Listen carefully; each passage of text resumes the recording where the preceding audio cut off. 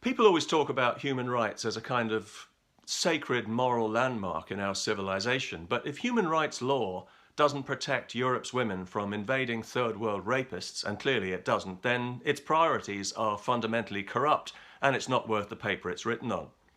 Admittedly, it's not completely useless, as more often than not it does protect the invading third world rapists from justice, and I know that's important to some people.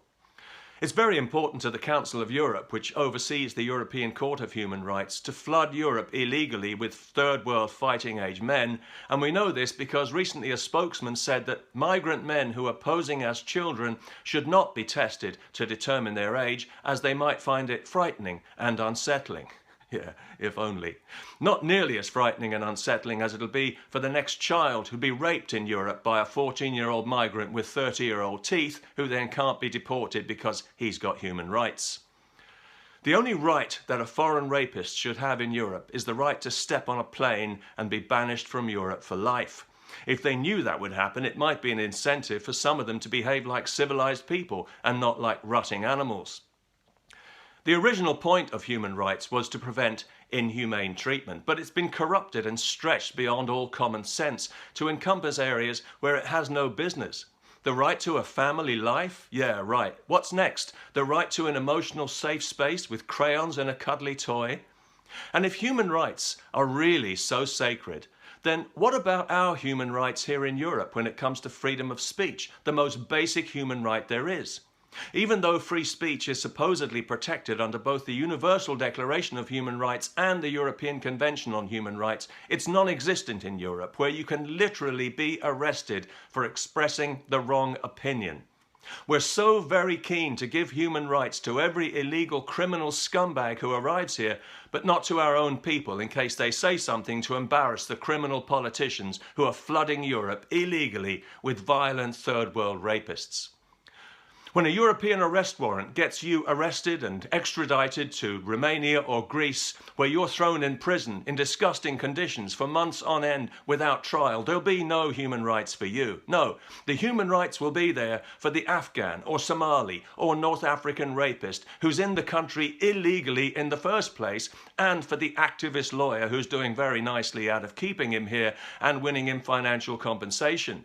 If we send him back to his own country, he might have to pay for his crime, and to a human rights judge, that's out of the question.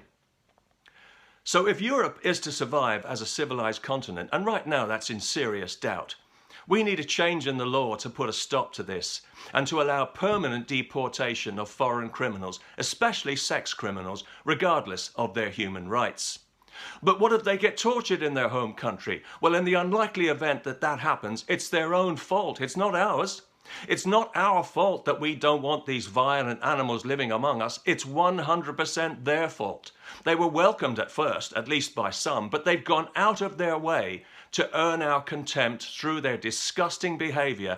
And given that the misogyny and rape are endemic in their pathetic excuse for a culture, we know that they're not going to change, and we know that the more of them we allow to stay here, the more dangerous Europe will be for women.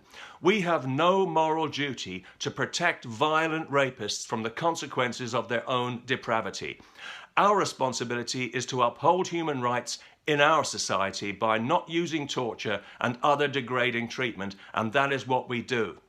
But not to deport a dangerous rapist because there's a risk that he might be tortured is subjective and speculative opinion that invites political bias, the result being that the most tenuous excuses are pounced on to tip justice, such as it is in Europe, in favour of the foreign criminal, the terrorist and the rapist at the expense of civilised people, especially female civilised people. How many times do we have to hear about some Somali or Afghan rapist who wasn't deported when he should have been and who went on to rape again? So yes, I support human rights in the way that I support animal rights, and I'm a very strong supporter of animal rights. I believe in humane treatment for all living creatures. However, I reserve the right to rid my house of any vermin that may infest it, and to hell with their rights. The human vermin who are terrorizing Europe's women should not be entitled to any rights. And if the law says they are, then we need to elect people who will change the law so that all these men can be permanently deported back where they came from without exception, whatever age they claim to be, and without any regard for their phony baloney human rights. The right of women to live safely and freely should be absolutely guaranteed above all rights for migrant rapists. And until we change the law to ensure that that is the case, the term human rights isn't worth respecting.